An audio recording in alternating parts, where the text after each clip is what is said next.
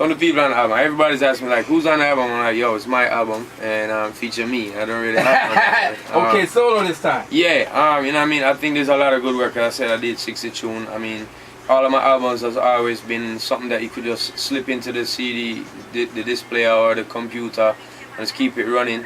It's not something that you keep skipping tracks. So that's how I made this one again. I know it's something that's going to keep people blazing for the next couple of years again. So, you know, that's the kind of approach that I have for every album. So, you know, energy and tune and vibe. What is on this album also is like a lot more meaningful types of songs.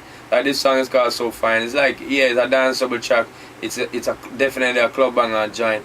But then it's like when you're checking it out, I'm talking to her more smoothly. I'm talking to her in her ears, and I'm like, yo, I'm on the dance floor talking to her saying, girl, you're so fine. You know what I mean? Mm-hmm. After that, I have a joint that is like kind of a different kind of scenario on the OPP thing.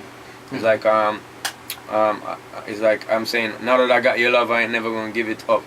But in the verses, you find out she's not my girl, and we're creeping and we're doing things in secret, and it's like, oh, it's OPP's tune.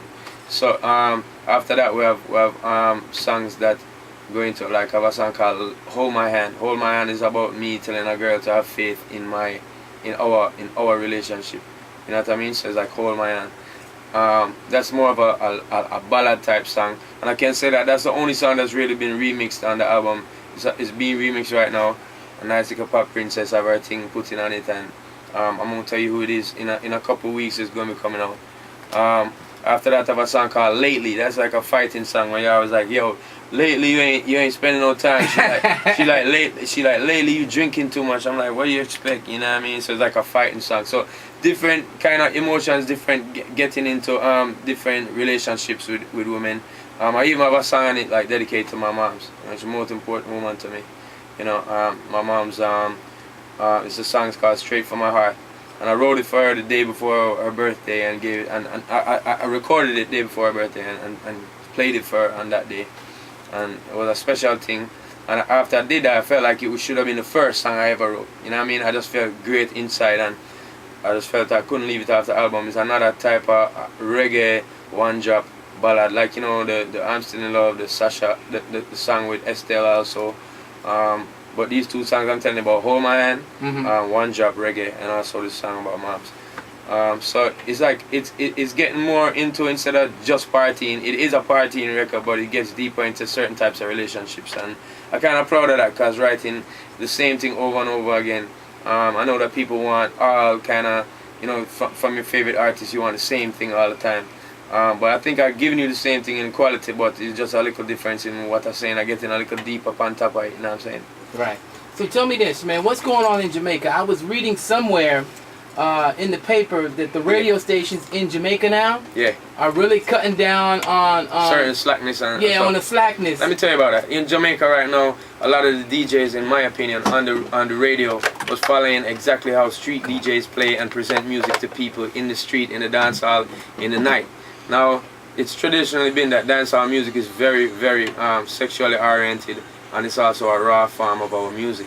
And so there's a lot of things that are played in that environment that should not be played on radio, shouldn't. And so for the past 7-8 years, Jamaican DJs on the radio have been playing that a lot. So, I mean, they're claiming that that's what the people want. And of course, that's what the people want, but then go to the dance hall for that. There's time and place for everything. You understand what I'm saying, right? Right. So you just have to take into account. Other than that, the dance called Daggering, if you ever heard of it, it's a new style of dance called Daggering. Right. And everybody's doing it, but it's very physical, and people have been hurting themselves doing it. So although it's fun and it's wilding out, it's similar to a mosh pit type of thing. I mean, people rolling on the ground, simulating sexual positions and things. It's great, but you tear up your clothes and you come up with cuts.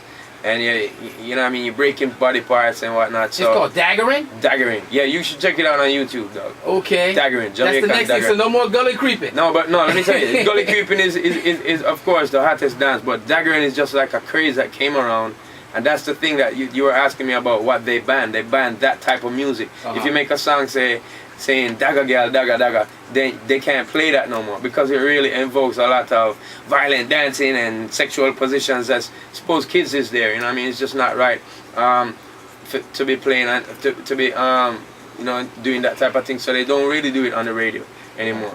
And that's the only really thing that's censorship.